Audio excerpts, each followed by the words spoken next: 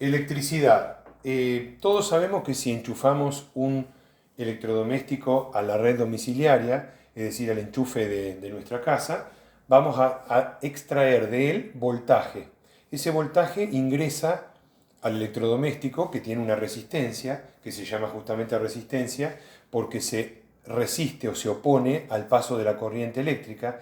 O sea, lo que hace es tomar ese voltaje y transformarlo con la resistencia en energía, que después se manifiesta de acuerdo al electrodoméstico. Por ejemplo, si tenemos un ventilador en el movimiento cinético de su paleta, si tenemos una lámpara nos da luz, si tenemos una heladera a través del motor genera el frío. O sea, siempre el voltaje entra en la resistencia y esa resistencia lo produce energía, que en este caso lo vamos a medir como corriente eléctrica o intensidad de la corriente eléctrica. A eso llamamos I, intensidad de la corriente. Si tuviéramos que definir qué es la corriente, podemos decir que es la cantidad de cargas que circula por un conductor en un determinado tiempo. Esas líneas negativas o estos signos negativos porque las cargas son electrones que tienen carga negativa. Entonces, de ahí surge la ley de Coulomb. Coulomb era un científico que estableció una fórmula que dice que la cantidad de cargas que circulan por el conductor en un determinado tiempo es la corriente. Esa corriente eléctrica se va a medir en una unidad que sale de la carga, la vamos a medir en Coulomb, o sea, la carga que circula en el cable es en Coulomb. Y el tiempo que tarda esa carga en circular se mide en segundos. Bueno, Coulomb sobre segundo nos da amperes. ¿Sí? El ampere es una unidad de corriente eléctrica. Cuando hablamos de conductor nos referimos a un cable de cobre, de plata, de oro. Lo que pasa es que obviamente de plata y de oro no se usan cables porque el costo del cable, es decir, es mucho mayor que el de la energía y no sería seguro tener ese tipo de cables. Por eso se utilizan de cobre, que es un metal muy noble, que no es caro y que se utiliza entonces dentro de cada cable que nosotros vemos que está forrado con un aislante, se utilizan cables de cobre. ¿Por qué hablo de aislante? El aislante es el contrario al conductor. Por eso nosotros cuando nos dicen abra la heladera con calzado de goma, la madera, el plástico son aislantes. ¿Qué quiere decir aislantes? Que lo que hacen es no permitir que los electrones circulen.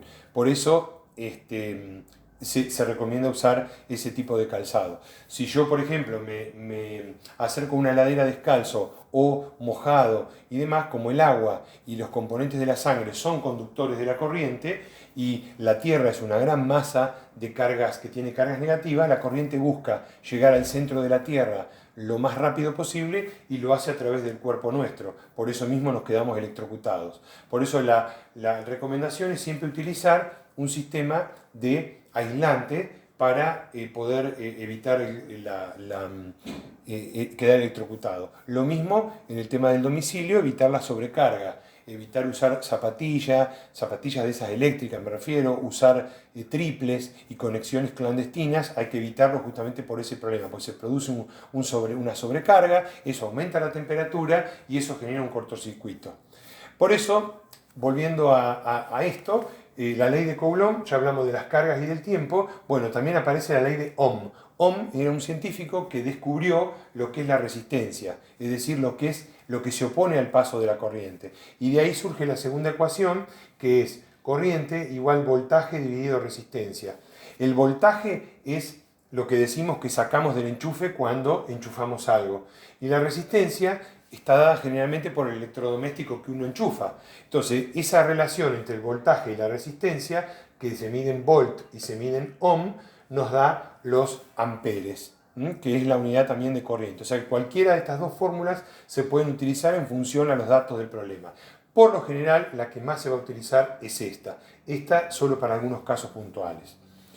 Bueno, acá tenemos un gráfico de un circuito domiciliario sencillo, donde está la fuente de voltaje, que son los 220 voltios, que en general en las casas solemos tener una caja, que es la que toma la cantidad de voltaje de la calle, de la red de electricidad que en nuestra ciudad nos da la cooperativa eléctrica. Y luego tenemos un circuito que lo vamos a llamar un circuito en serie. ¿Por qué? Porque todo termina cerrándose sobre la fuente de voltaje. Dentro del circuito en serie, entendiendo en serie una resistencia al lado de la otra por el mismo cable, tenemos algunas resistencias conectadas en serie, como decíamos hoy, pero también en paralelo. En paralelo significa cuando hay una con otra que a partir de un solo punto ingresan, ¿no es cierto?, el mismo voltaje a cada una. Entonces, en este circuito domiciliario, donde cada uno de estos símbolos son las resistencias, tenemos la fuente de voltaje que está conectada al disyuntor. Este disyuntor tiene dibujada ahí las dos teclas que suben y bajan, que nosotros subimos y bajamos cuando se corta la luz.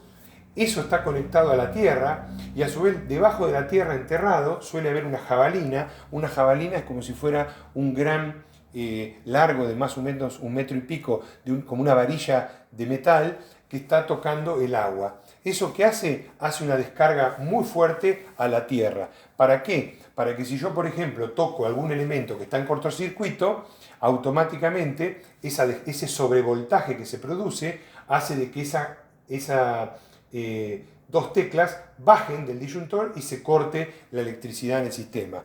¿Para qué logro con eso? Evitar electrocutarme. O sea que es un sistema de seguridad que ninguna casa debería no tener. Todos deberían tener ese sistema de seguridad. Ahora, volviendo a las resistencias, esas resistencias yo las puedo conectar en serie, para que ustedes se hagan una idea, es una al lado de otra por el mismo cable. Un ejemplo de esto puede ser las luces del árbol de Navidad. Ustedes habrán visto que cuando se rompe una, se rompen todas. O sea, no es que se rompen, no funcionan. ¿Por qué es eso? Porque al cortarse el cable, el voltaje no puede seguir circulando. El voltaje siempre va de la línea que se dibuja más corta a la más larga, o sea que en este caso iría hacia la izquierda. Viene todo por acá, llega a la primera resistencia que toma una parte de ese voltaje, la que sigue le queda un poco menos y a la que sigue le queda un poco menos. Con lo cual, observaremos que el voltaje, cuando un circuito está en serie, no es constante. Lo que va a ser constante, es decir, todas van a tener la misma corriente, ¿sí? O sea, lo que tienen constante, o sea, todas iguales las resistencias, es la corriente que reciben cuando el circuito está en serie. En cambio, si miramos en paralelo y tenemos las mismas tres resistencias, el dibujo quedaría así. Esto significa que llega el voltaje por acá y va en partes iguales para acá y para acá. O sea que las tres resistencias reciben el mismo voltaje. Es decir, en un circuito en paralelo, el voltaje es constante, que cuando hagamos los ejercicios ya veremos que ese dato va a ser muy importante.